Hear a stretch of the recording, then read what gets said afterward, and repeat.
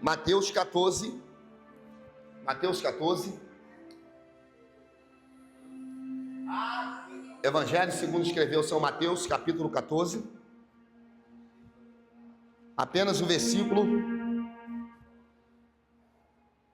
de número 22. Vamos lá? Imediatamente após Jesus dizer aos discípulos para que entrasse no barco e fosse adiante dele para o outro lado, enquanto ele ainda se despedia das multidões. Amém? Levanta a tua mão para o alto e diz assim, ó, mesmo alto, deixa o mundo espiritual te ouvir, ó. Deixa o mundo espiritual te ouvir. Fala assim, ó, mesmo depois de viver milagres, ainda podemos enfrentar tempestades. Fala, milagre não elimina o processo. Fala, milagre não elimina o processo. Se assente aplaudindo a Jesus.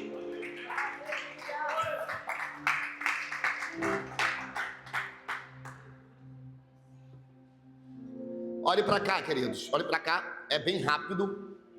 Olhe para cá. Jesus, antes de chegar nesse versete aqui de número 22, a Bíblia deixa bem claro que acontece um grande milagre. Milagre esse que todos aqueles que ali estavam ficaram perplexos, vislumbrando aquilo que Jesus havia realizado na multiplicação dos pães e dos peixes.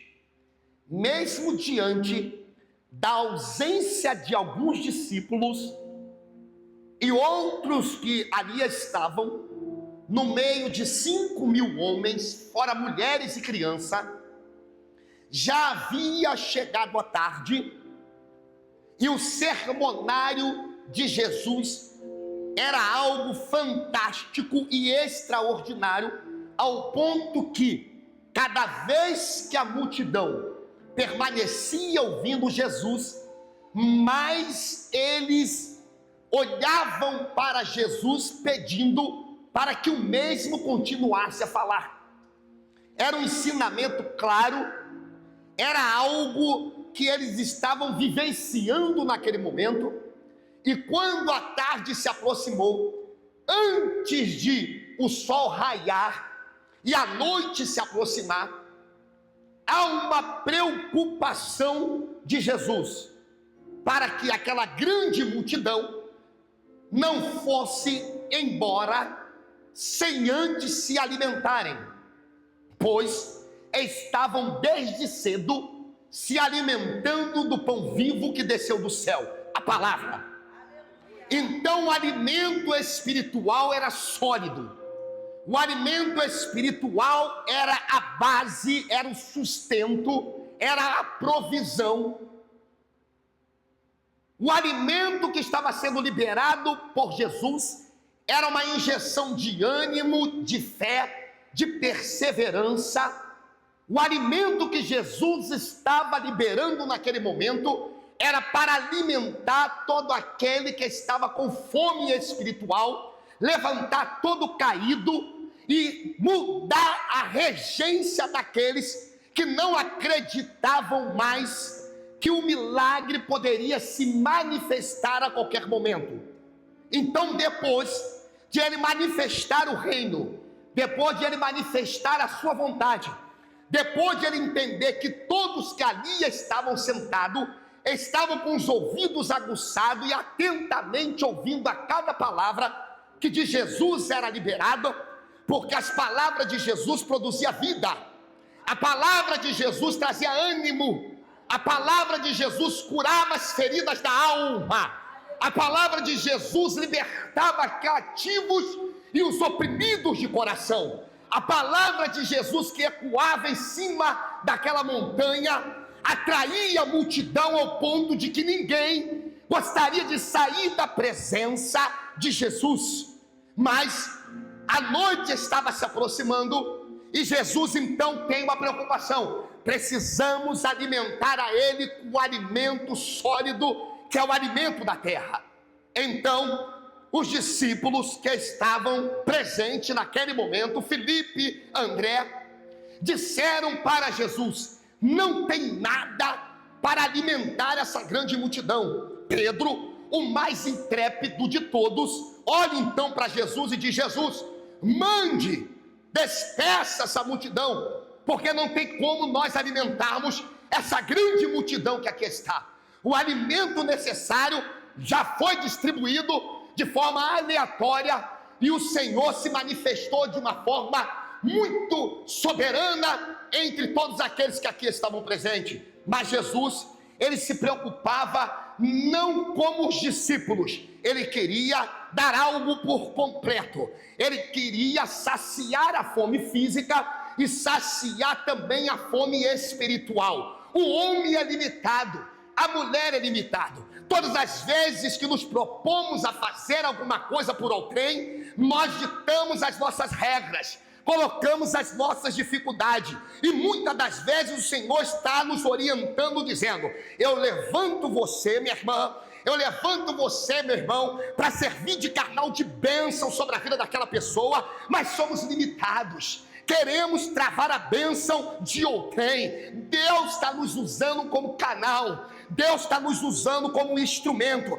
mas estamos preocupados com o favor que Deus vai liberar sobre a vida de outrem. E muitos às vezes param e ficam se preocupando: mas Jesus, nem eu estou vivendo essa apoteose, nem eu estou passando por esse oásis, e o Senhor está me levantando para me abençoar a vida de outrem. Jesus é claro, oh meu Deus do céu, Jesus não tem sombra de dúvida e nem variação. Quando Deus quer abençoar alguém, mesmo que o instrumento, mesmo que o canal sofra alguma interrupção, mesmo que o instrumento coloque ditames, dita regras, coloca obstáculos, barreiras e impedimento, Jesus está liberando uma palavra, e a palavra de Jesus é curta, rápida e direta: é você que eu vou levantar como instrumento para abençoar a vida de outrem. Não importa se você vai ficar satisfeito, não importa com o que você vai liberar, é maior do que aquilo que você está vivendo. Só faça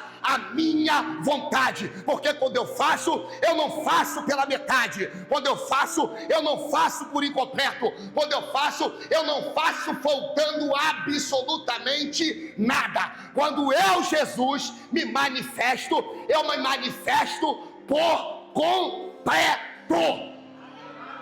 Pega na mão do teu irmão, diga para ele assim: o homem, fala com graça, diga assim: o homem, as mulheres sempre coloca dificuldade, mas você serve a um Cristo.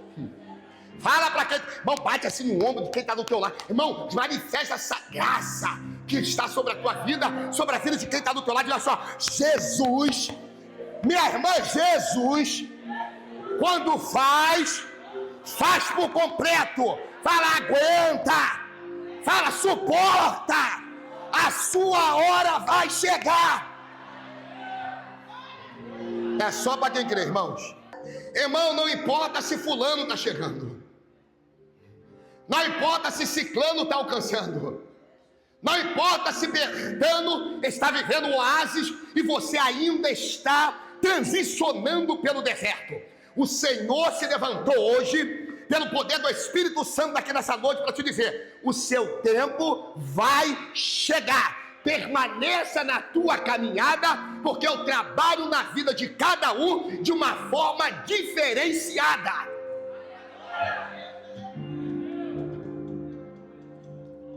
Saia, pega os alimentos.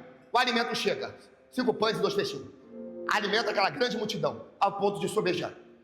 Jesus então, irmãos, já anoitecendo, ele diz assim para os discípulos, versículo de número 22 do capítulo 14, que a pastora trouxe aqui essa noite. Ele olha para os discípulos e dá o seguinte comando. Jesus não deu opção. Jesus não perguntou. Você quer ir? Você aceita? Tem alguma dificuldade que você deseja apresentar? Em Bartolomeu? Não. Fala, Pedro, você. Não, Jesus, pode falar. Faz um favor. Sobem em cima do barco e atravessem para o outro lado do mar da Galileia. Como é que é, Jesus? Atravessem para o outro lado do mar da Galileia.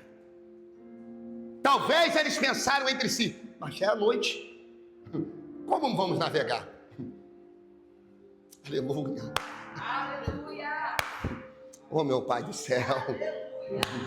Pega na mão do teu irmão, rapaz, para sacudir a vida dele hoje aqui e diga assim, ó, para de ficar colocando, fala para quem está do teu lado, para de ficar colocando dificuldade naquilo que Deus já facilitou a tua vida há muito tempo. Não foi escolha dos discípulos, foi direção de Jesus. Está ótimo, Jesus, é melhor obedecer, porque obedecer dá certo. Mesmo que seja contra a minha própria vontade, mas obedecer sempre deu certo. Aleluia. Eles estão no barco para iniciar aquela grande jornada. A Bíblia diz logo nos versículos abaixo que Jesus então despede a multidão que ali ainda estava, alguns remanescentes, porque é agradável estar ao lado de Jesus. É agradável sentir a presença de Jesus. É agradável ouvir Jesus falar. É agradável se relacionar com Jesus. E diga de passagem, irmãos, me perdoem por caridade, porque eu não consigo entender pessoas que só tem 2 cultos durante a semana e fica 3 semanas sem vir à igreja, fica 2 quintas, 3 quintas sem vir para a igreja, domingo está próximo, a pessoa não se preocupa em estar na igreja e acha que estar dentro de casa é o suficiente para poder chegar e suprir aquilo que somente nesse ambiente Jesus pode proporcionar. Oh, meu Deus do céu, oh Jesus de Nazaré, oh meu Pai do céu, oh Jesus, hoje eu estou indo embora após esse culto, eu já conto os dias para domingo chegar, porque estar na casa do Pai é algo tão favorável, porque quando for chamar Davi para o banquete, Davi olhou e disse, opa, espera aí, há um tempo determinado para todos os propósitos de Deus na terra. Agora é a hora de eu ir para a casa do meu Pai, porque vale mais um dia na sua casa do que 1000.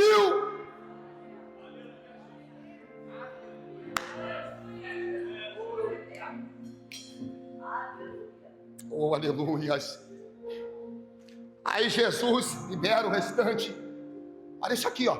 Aí ele sobe ao monte para falar com o Pai. Ele sobe ao monte para falar com o Pai. Primeira vigília da noite. Primeira vigília da noite. Pastor, que primeira vigília da noite é essa? De 6 horas da tarde até as 9 horas da noite. 18 às 21 horas. Na primeira vigília da noite, Jesus está subindo ao monte para falar com o Pai. Passa-se a primeira vigília. Entra a segunda vigília da noite, de 21 horas às 0 horas, conhecida como meia-noite. Está Jesus na companhia do Pai. Aleluia. Calma aí, pastor, deixa eu entender. Jesus está na companhia do Pai 6 horas. Ficamos 1h30 na igreja, começamos a reclamar. Já ficamos incomodados. Oh, aleluia. A segunda vigília se esvaiu. Os discípulos estão navegando e estão dizendo uns para os outros: cadê Jesus? Aí a Bíblia diz: ele entra na terceira vigília da noite, de meia-noite às 3 horas da manhã. Aleluia. É muito afinco, é muito relacionamento com o Pai, é muita intimidade, é algo prazeroso. Oh, meu Deus do céu. Oh, meu Deus do céu. Ai, Jesus. Ah, Jesus.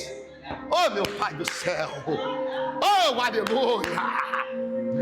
É na madrugada. É na madrugada. A guerra é travada na madrugada.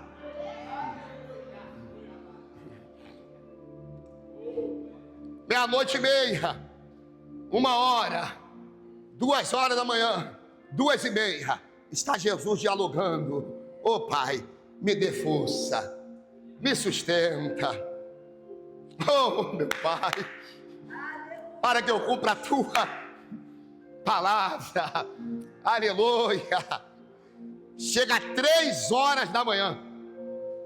Cadê Jesus? Cadê Jesus? Quarta vigília da noite, 3 horas da madruga às 6 horas da manhã. É aqui, na quarta vigília, às 3 horas da manhã. Na quarta vigília, às 3 horas da manhã. Na quarta vigília, às 3 horas da manhã, que a tempestade começa a alcançar a embarcação dos discípulos.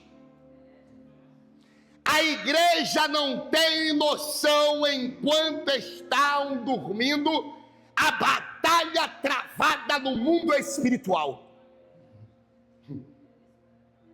Oh, meu Pai do céu. Fala para quem está do teu lado, mas seja ousado. Enquanto você está dormindo... Não, fala com graça. Fala assim, ó, enquanto você está dormindo, Jesus está trabalhando. Fala, enquanto você está dormindo, Jesus está trabalhando. Nem toda tempestade é desobediência. Escute, nem toda tempestade é desobediência. Às vezes você está no centro da vontade de Deus e Deus permite que a tempestade te alcance. Ele se retira e está lá com o Pai. O vento contrário dificulta para avançar. Aí Jesus lá de cima do monte, ó Jesus lá de cima do monte, ó. Olha lá, papai. Olha lá os discípulos, papai. O vento está soprando. A tempestade já alcançou a embarcação. E nessa hora, irmão, que o vento sopra, que a tempestade nos alcança, não adianta se levantar e dizer: conheço o mar, sou pescador, sei navegar, tenho experiência de sombra. Mas Jesus está dizendo: quem mandou o vento soprar fui eu. Quem mandou a tempestade te alcançar fui eu. Sua experiência não serve para nada. O vento contrário não é o fim. É o centro da onde Deus vai se manifestar. Eu vou repetir. O vento contrário não é o fim. É o cenário aonde Deus vai se manifestar. O barco andou por sobre as águas e foi na direção de Jesus. Todavia, reparando a força do vento, oh meu Pai do céu, Pastor, eu não entendi. Eu vou repetir, igreja do Senhor. E Pedro, deixando o barco, andou por sobre as águas e foi na direção de Jesus. Todavia, reparando na força do vento, teve.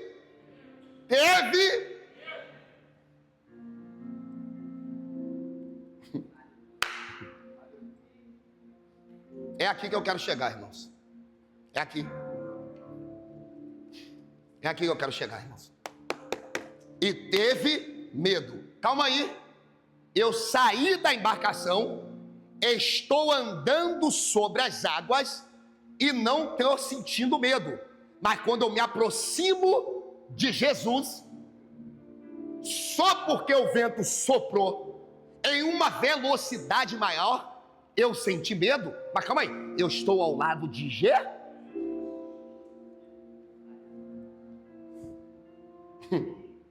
Oh, meu Deus do céu. Aleluia. Pedro, nessa época, estava andando com Jesus aproximadamente 2 anos. 2 anos na presença de Jesus. 2 anos. Anota. 2 anos. Uma fé verdadeira fez ele sair de cima do barco e andar sobre as águas.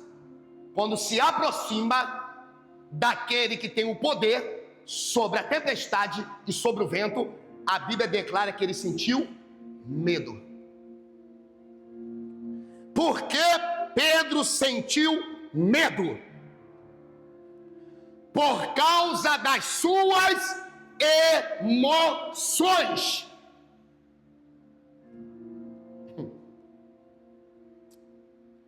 Oh Deus, meu Deus. Eu acabei de participar de um grande milagre, aonde 5 pães e 2 peixinhos alimentou 5.000 homens, fora mulheres e crianças. Eu estava presente nas bodas de Caná da Galileia, aonde a água se transformou em vinho.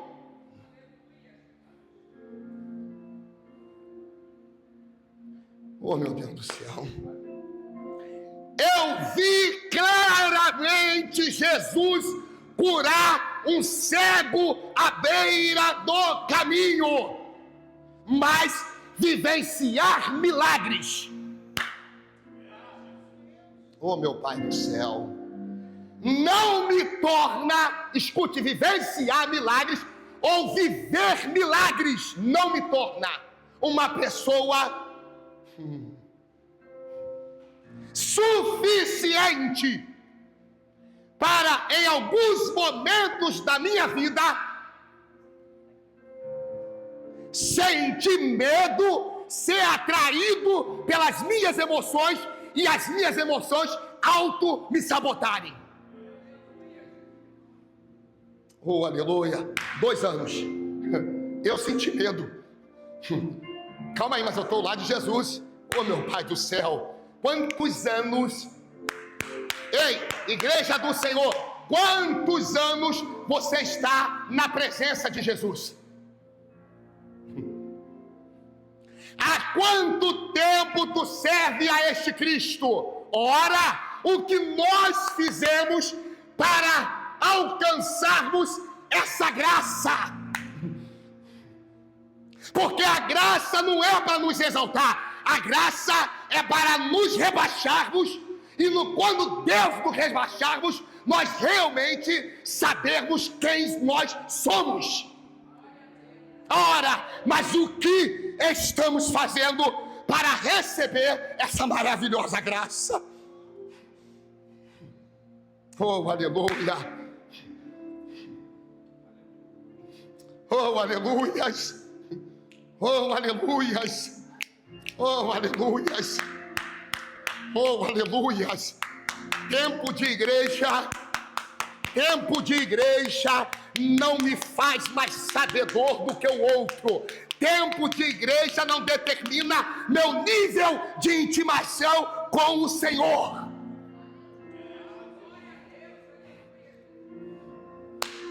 Tem muita gente que está há 20 anos na igreja e ainda precisa aprender muita coisa.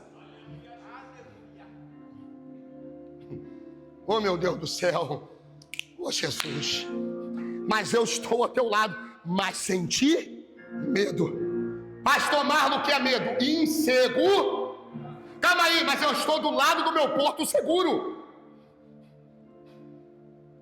Como é que eu estou inseguro do lado de quem eu acredito que é o meu porto seguro? Pedro sentiu medo. Sentiu medo porque teve insegurança. A insegurança precede aquilo que pode acontecer. E nesse cenário, o que deveria acontecer? Ele se afogar e morrer afogado. Então Pedro sentiu medo da morte. Fala para o teu irmão, Pedro sentiu medo da morte. A morte, escute isso aqui, para mim ir caminhando para o fim. A morte é o último inimigo a ser vencido. Eu vou repetir. A morte é o último inimigo a ser vencido. Liderado pelo próprio Deus. O maior inimigo da raça humana é a morte. Ele tem em suas mãos um ser espiritual. Abre parênteses, agente, fecha parênteses. Que detém o direito de cortar o fio de prata que sustenta a humanidade. Senhor, me cobre com teu sangue. Estou todo arrepiado. Oh, meu Deus. A Bíblia diz de cortar o fio de prata que sustenta a humanidade. O que nos segura nesse mundo é esse fio de prata. Eu vou repetir. O que nos segura nesse mundo é esse fio de prata. Qual é o poder para cortar esse fio? Só existe uma navalha capaz de cortar, chamado aguilhão.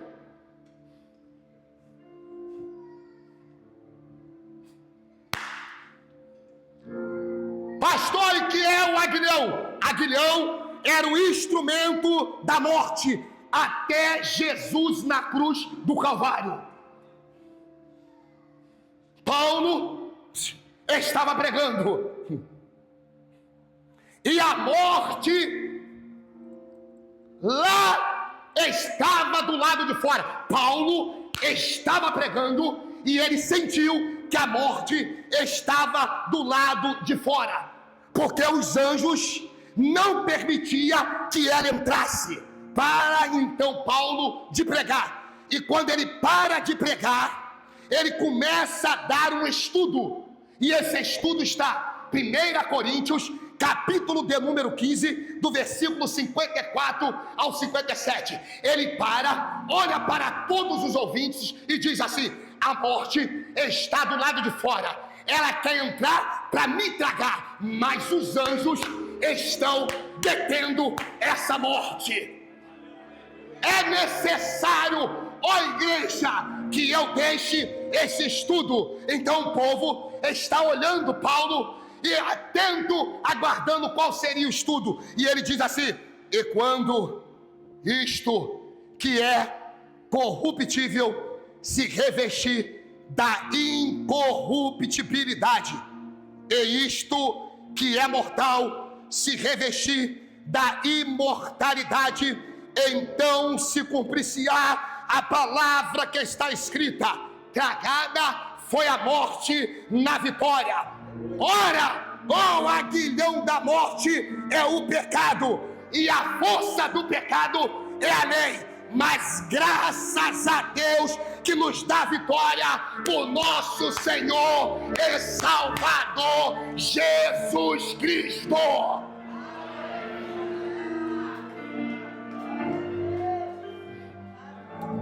Oh, meu Pai do céu. Olha aqui, ó, quer ver? Quer ver? Quer subir? Olha aqui, olha só. Isso, para aí você vai pegar qual que eu vou levar. Quer ver? Olha só. Aqui, ó, pastora. Quer ver? Pastor, como é que eu venço essa morte? O maior inimigo da raça humana, Cristo já venceu na cruz.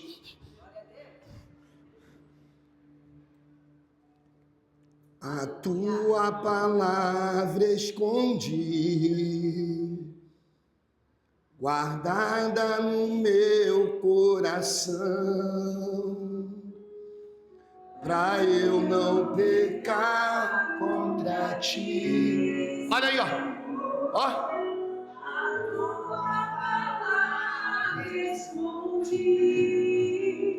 Pastor, não entendi. A única forma de deter a morte. E das tuas águas bebi, pra ser uma oferta. Oh, meu Pai, se a igreja entendesse, todo dia a morte bate à tua porta. Oh, minha querida, todo dia a morte bate à sua porta. Meus olhos preciosos são teus. Eu não vejo. Oh, meu Pai, eu creio nessa palavra. Tu és meu Senhor e meu Deus, assim como o fogo refina o mundo, vem tua completa. Até o quê? Isso, vai, igreja.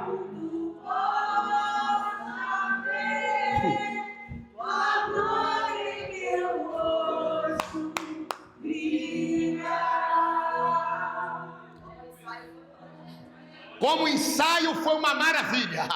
Agora vai vir um oficial. Oh, meu Pai do céu, a igreja não entende. Oh, meu Deus do céu, todo dia, irmãos, esse agente é conhecido na Bíblia como anjo da morte.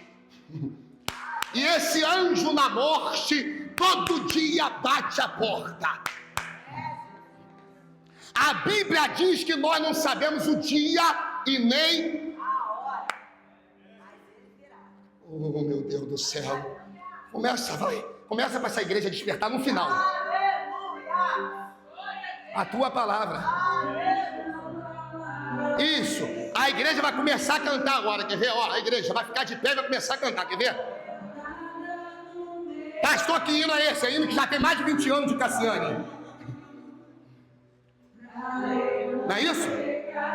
Isso, vai. Só vence a morte assim, ó. Olha aí, ó.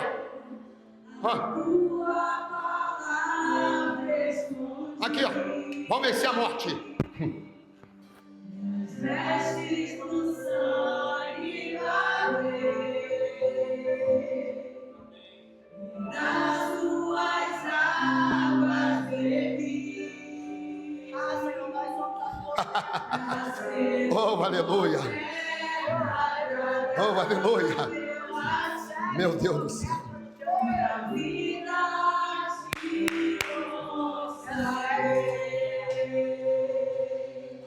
Meus olhos abertos são pra te servir. Meus dons preciosos são teus. Não vejo razão da minha vida. Oh, meu Pai. Tu és meu Senhor e meu Deus.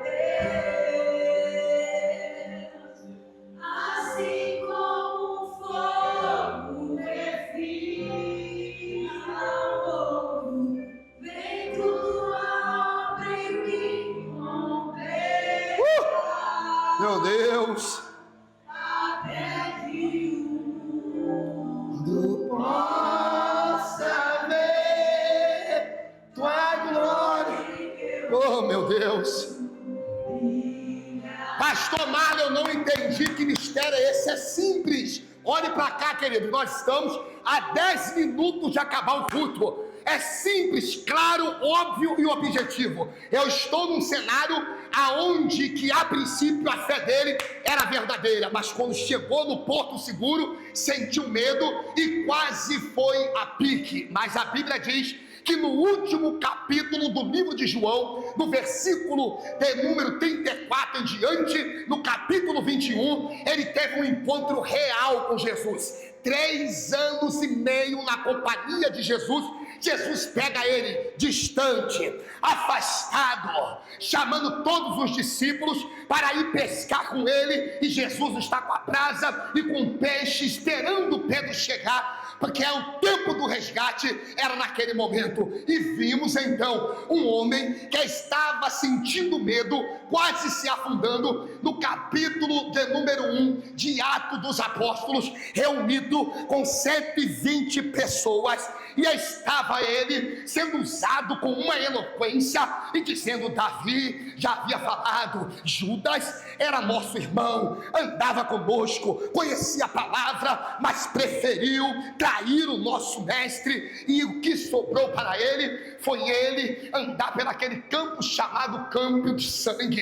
Mas estaremos aqui reunidos aguardando a profecia de Joel sobre nossas vidas. Logo a seguir, eles tiraram a sorte. Matias foi um dos discípulos que começou os outros 11 que ali estavam no lugar de Judas. Mas preste atenção, e eu abro um parêntese: ninguém que é chamado para o ministério tem que ser chamado tirando a sorte, tem que ser chamado porque há a autenticidade de Deus. Todo aquele que é chamado pelo Senhor é aprovado por Ele. Todo aquele que é chamado pelo Senhor, ele sente ardendo dentro do seu coração aquela chamada. Mas a Bíblia diz que o Espírito de Deus desceu, como o próprio Jesus também havia falado. A Bíblia diz que todos foram batizados com o Espírito Santo. Pedro, então, cheio do Espírito Santo, começa a pregar para 3.000 almas. 3.000 almas são alcançadas pelo Senhor. A Bíblia diz então que Pedro vai caminhando. Quando Pedro vai caminhando, ele então é alcançado na porta do templo. Ali estava um homem moribundo, e toda a igreja conhece esse cenário. Eu não tenho prata, eu também não tenho ouro, mas o que eu tenho,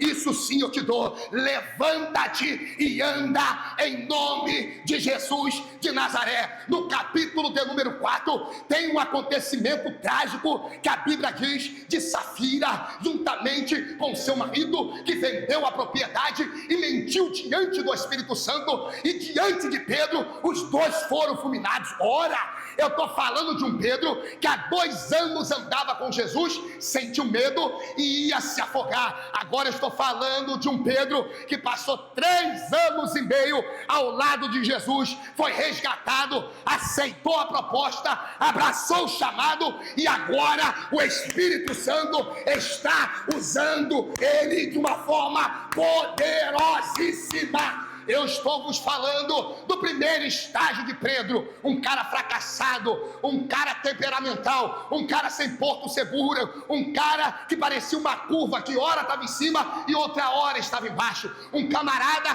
que duvidava se realmente era Cristo. Agora, na segunda fase, eu estou vendo ele sendo usado pelo Espírito Santo para realizar sinais e maravilhas. Pegue na mão do teu irmão por caridade: o Jesus que você serve está muito fraco. Fala: o Jesus que você serve é um Jesus que quer te usar nesse tempo presente para fazer a diferença aonde você colocar a planta dos teus pés. Fala para quem está do teu lado: Deus não faz aliança com covarde. Fala: Deus não faz aliança com medroso. Fala: custe o que custar, faça a vontade de Deus. Escute para vocês terminarem. Escute para vocês terminarem. Aí vocês cantam. Atos dos Apóstolos, capítulo de número 12. E aqui eu termino. No capítulo 11 ele é chamado para o concílio. Os homens estão revoltados do sinédrio. Os judeus também. Herodes manda matar Tiago ao fio da espada. E no tempo em que estava celebrando a festa dos pães da preposição, Herodes então olha e diz: prenda Pedro, não faça nada agora, porque depois da Páscoa nós vamos trazer ele para ser julgado e eu mesmo o matarei. A Bíblia diz, Atos 12, oh meu Pai do céu, quem é cheio do Espírito Santo, meu Pai do céu, não está preocupado com faláciazinha, rapaz. Quem tem o Espírito Santo não está preocupado com o desemprego, rapaz. Quem tem o Espírito Santo não está preocupado com o que está acontecendo, porque quem sustenta, quem tem o Espírito Santo é o Senhor.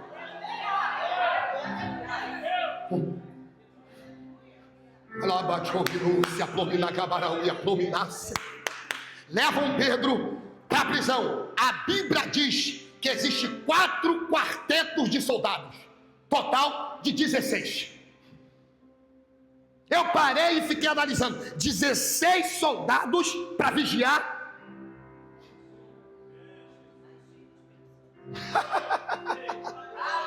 É o Minuque, a fome. A pastora entendeu isso.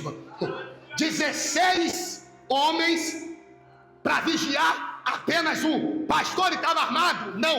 Ele estava com a espada, muito menos. Com escudo? Jamais. O que é que ele estava? Com a presença do Espírito Santo. Oh!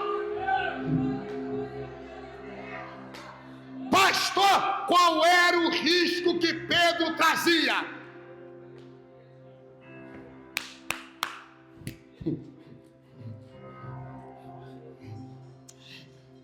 Pastor, qual era o risco que Pedro trazia?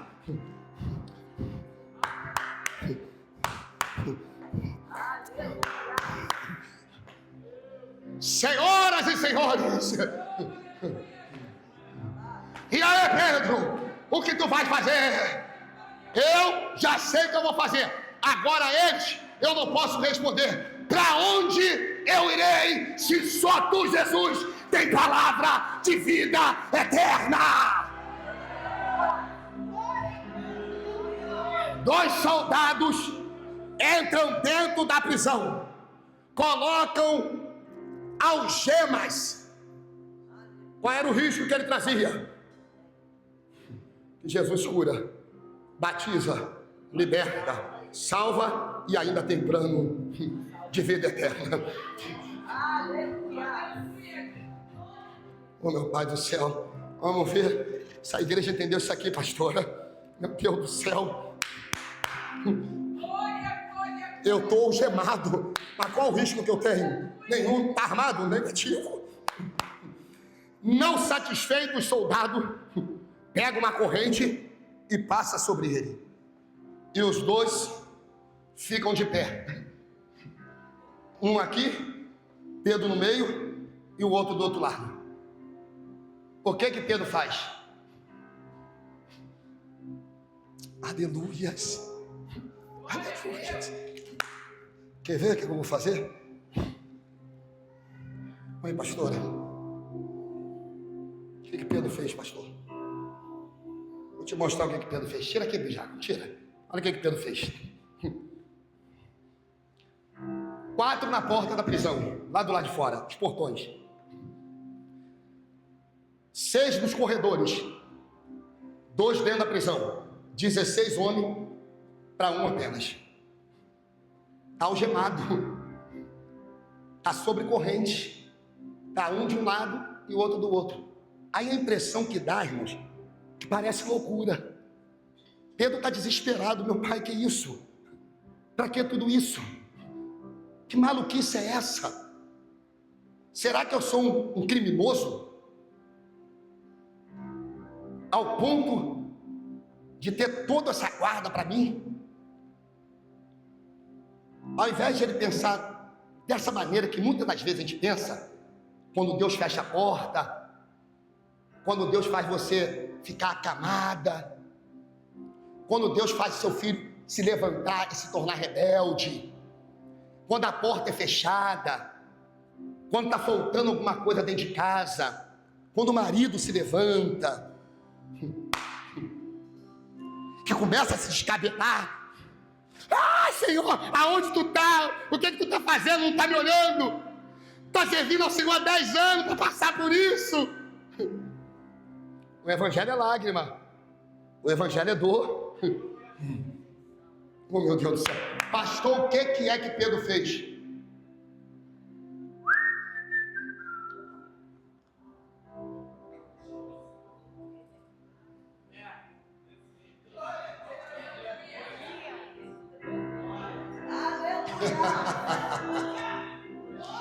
Oh, meu Pai do céu.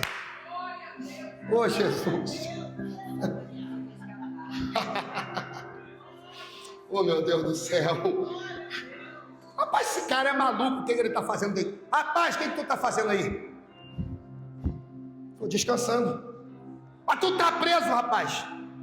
Tu deveria estar atordoado, atormentado. Eu sei em quem eu tenho crido. Eu acredito que Pedro roncou e tudo. Aí a Bíblia diz, irmãos, que Pedro lá tranquilo. O crente cheio do Espírito Santo, irmãos, se comporta dessa maneira. Quer ver? Pastor, pelo amor de Deus, aquela que está se levantando contra a minha vida no trabalho, eu vou descabelar ela. Está na carne. O Espírito Santo está longe. Mas pastor, por quê? Está pisando no meu calo. Quem te justifica é o Senhor. Entrega na mão de papai. Pastor, meu marido, eu já não aguento mais. Ninguém mandou você casar com ele. Paga o preço e coloca ele no teu joelho em oração. Uma hora, Deus vai mudar o cativeiro. Pastor, fulano está me massacrando, está falando mal de mim. Jesus abençoa ele porque ele não sabe o que fala. Oh, meu Pai do céu, vamos mudar nosso comportamento, né? Vamos mudar, já deu, né? Vamos mudar nosso comportamento, não é isso? Vamos mudar nosso comportamento, não é isso? Vamos mudar nosso comportamento, igreja. Já está chato, né? Você não está no Antigo Testamento, que se tivesse já estava morto, você já estava morta, pau, pedra é pedra. Ah, meu Deus do céu. O que tu tens feito com essa graça que Jesus tem te dado todos os dias? Eu vou repetir, o que tu tens feito com essa graça que Jesus tem te dado todos os dias? Pela terceira vez, o que você tem feito com essa graça que Ele tem te dado todos os dias? Sabe por causa de quê? Enquanto ele está dormindo, a Bíblia diz que o anjo desce com uma luz resplandecente. Para todo fiel, escute, para todo fiel, Deus tem um anjo de guarda. Eu vou repetir, para todo fiel, Deus tem um anjo de guarda. Para todo fiel, Deus tem um anjo de guarda. Pastor, me prova, Salmo 34, versículo 8. O anjo do Senhor acampa ao redor daquele que o teme e os livra de todo. Salmo de número 91. 1000 cairá ao teu lado, 10.000 à tua direita, mas tu não serás.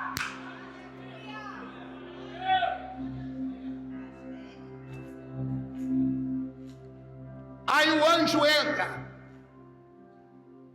a luz que está resplandecendo, os soldados não conseguem suportar. Aí, escute, olha quando é que você tem a presença, como é que você fica tranquilo em meio à tempestade. O anjo está chegando, aonde está preso? Pedro está dormindo. O anjo entrou, abateu todos os soldados e Pedro continuou dormindo. Oh, meu Pai do céu, meu Deus está falando aqui nessa terra, meu Deus. Pedro está o quê, pastor? O anjo desceu, Pedro continua dormindo. Aí a Bíblia diz que o anjo diz: Pedro! Ô Pedro! Meu Deus! Mas enquanto Pedro estava na prisão, lá no cenáculo estava a irmã Maria e a igreja sempre. Olha para cá, minha querida. Para você hoje estar aqui, teve alguém lá atrás, que pagou o preço para que hoje você pudesse estar aqui. A Bíblia diz que as algemas se quebraram, as correntes se despedaçaram, e o anjo disse para Pedro: pega na mão do teu irmão e diga assim: levanta-te. Fala com alto, pega na mão dele, chacoalha e diz assim: hoje a palavra é levanta-te. Fala, levanta-te. Fala, minha irmã, levanta-te. Fala, meu irmão, se levanta. Recebe poder, ele passa o mar vermelho, sai do lado de lá. Ele expulsa os demônios, faz o inferno tremer. Ele louva a Deus na cova, faz leão dormir. Ele ora no holocausto, o fogo vai cair. Quando está no deserto, Deus envia o maná. Se criar o Jordão, o rio vai abrir. E se não aqui, vai caçar você.